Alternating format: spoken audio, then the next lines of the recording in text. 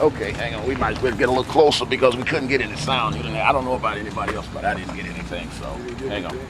Okay. Test, test, test. Okay.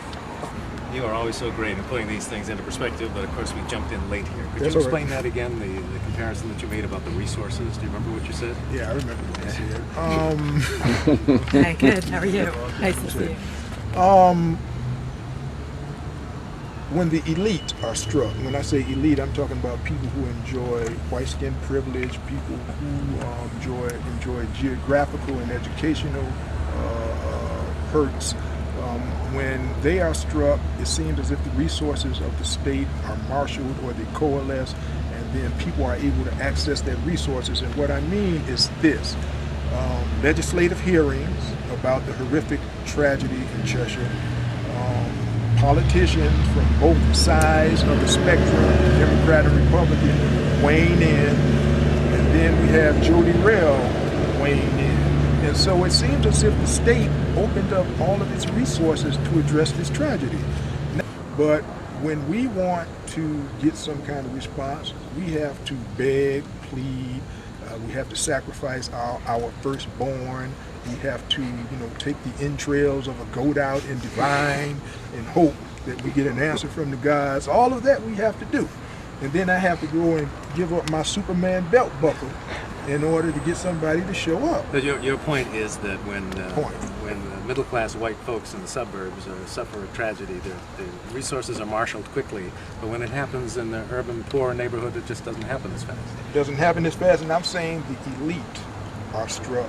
You're correct. When the elite are struck, then their tragedy is viewed different than the tragedy of people of color. Reverend, let me ask you, based on a 60 Minutes story that I happened to see last night, where leaders in Harlem were complaining that it has become part of the culture to don't snitch. It's in rap songs, it's in hip-hop songs, it's in movies, and that there is a difference in that community in that when something happens, people will not come forward because it's part of that culture. Don't help the police. Whereas that's obviously different in white suburban America. Does that color this as well, do you think? Is there an answer or something along those lines that needs to be addressed as well, perhaps?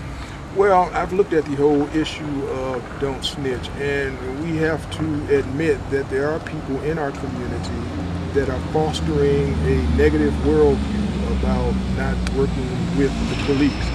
But you have to understand that a large majority of men of color, we have to admit, have gone to prison, and they have that prison code of conduct that they bring out with them. However, that is an abnormal worldview. Bringing flies around because it's sweet. It's not the norm. There are people that are working with the police. So yes, the don't snitch concept is something that's in the community, but I think that's something that is being played up more than what is actually going on. There are law-abiding people that believe in the rule of law. And the rule of law, we understand, is what's going to help keep our communities together. And of course, as an African-American male, I don't have a love affair with the police. I've been a victim of the police growing up in Detroit, Michigan. However, I do understand that things have changed over the years, and that if we're going to have a community that is whole, then we need to work with the police.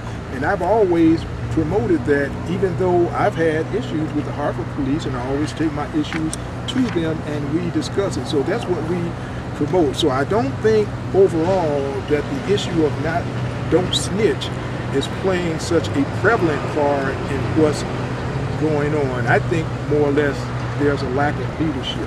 Hang on one second here, because we got Mo in the shot here. Francis, let me ask you again. Are you agreeing with Reverend Lewis about the marshaling of resources after an incident like in Cheshire, as opposed to what happens here in your neighborhood? If I wouldn't be agreeing, I wouldn't be here standing with the sign and supporting this whole cause right now. So yes, I am agreeing with Reverend Lewis and all the other people that are here with us today. Right. But just vocalize what your thoughts are so that we can use it on television so that more people can hear it than just me. I like to vocalize that, but it's just that I think that Reverend Lewis put it quite well, and I don't want to be redundant on the whole issue. I think that, You can use the African American point of view, or you can use the Latino point of view. But I think it's, again, we have the same point of view or similar point of view. That's why we work together. And I don't think that I need to vocalize it, with all respect to all of you. Okay. And nothing happened. Well, for the most part, I think that it takes too long for something to happen when it comes to, you know, people of color. That's what I'm saying. I'm not saying that nothing happens at all, you know, but I think it takes too long, and I think when it happens in certain geographic areas, then certain things happen quite quickly. Now, are you a business owner on Park Street? Or? No, I'm not. No, I'm not. But you live. I live in the in the south end of Hartford. All right, Francis. Thank you for your time. Thank you. All right, guys. Thank you so much also for coming.